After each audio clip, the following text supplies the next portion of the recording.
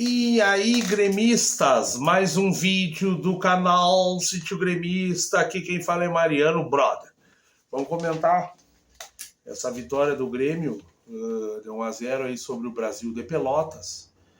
E, cara, não tem muito o que falar. Primeiro tempo, um jogo muito ruim, onde o Renato sai com Bezose, Soteldo no banco, uma ideia de Nathan Fernandes, que foi a única, vamos dizer assim, ideia positiva, ofensiva no time do Grêmio. JP Galvão, a gente sabe, cara, não fez um gol, tudo, mas a gente sabe que não rende, não é o... Tu tem que ouvir o vice-presidente de futebol dizer em entrevista que nós só perdemos o Soares. Sim, mas daí fica o JP. Não, é tirar o torcedor para otário, cara.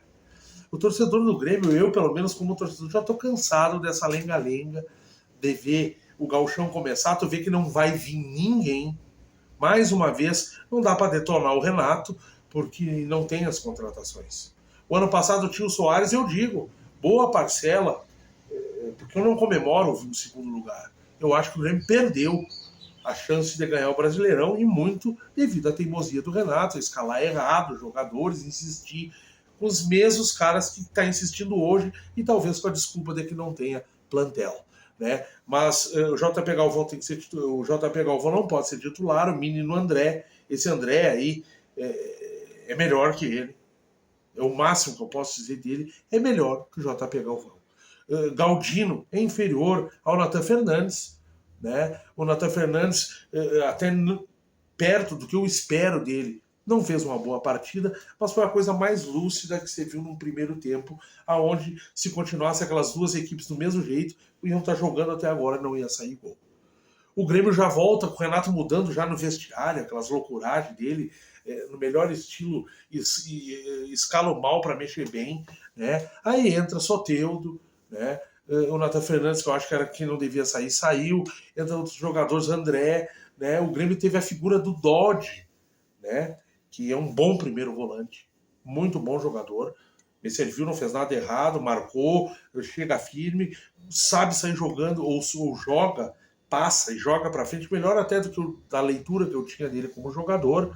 No segundo tempo, fica a figura dele, ele libera mais o PP e o Vila Sante fazendo um tripé, mas já um tripé muito avançado para jogadores que não são armadores. PP fez um bom primeiro tempo também no meio campo, mas o time não andou. PP não é armador, Vila Sante também não. Eu acho que até o Vila Sante é mais armador ou joga mais à frente que o PP. O time do Grêmio é um time de condutores de bola. E aí precisa do meio campo, de passadores de bola. E tu precisa do meio campo para jogar com esses caras e dar as cartas, porque nós não temos um jogador que dá as cartas. Né? Então o Grêmio teve melhora, fez o gol, mas ainda assim mostra todas as carências que o time do Grêmio tem, toda a bagunça tática que o time do Grêmio é, tudo nas mãos de um treinador, né?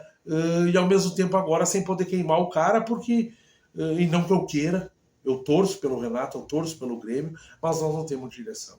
Já está vergonhoso, né? A direção do Grêmio passando uma vergonha atrás da outra, né? Administrando mal negociações, onde fazem as negociações não acontecerem e a gente tomar uma lambada atrás da outra. Um exemplo é o empresário do Funes Mori dizer que não vai negociar jogador pelo WhatsApp, né? Que o único contato que teve com o Grêmio foi pelo WhatsApp. Isso é uma vergonha.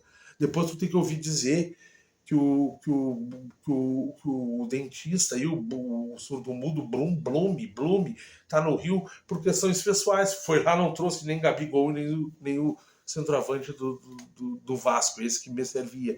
Então, o Grêmio vai ser isso aí, minha gente. E o cara vai ter que engolir calado. Tem mais vídeos vindo por aí. Esse é só sobre o jogo de ontem. 1-0 e as mesmas badernas de sempre.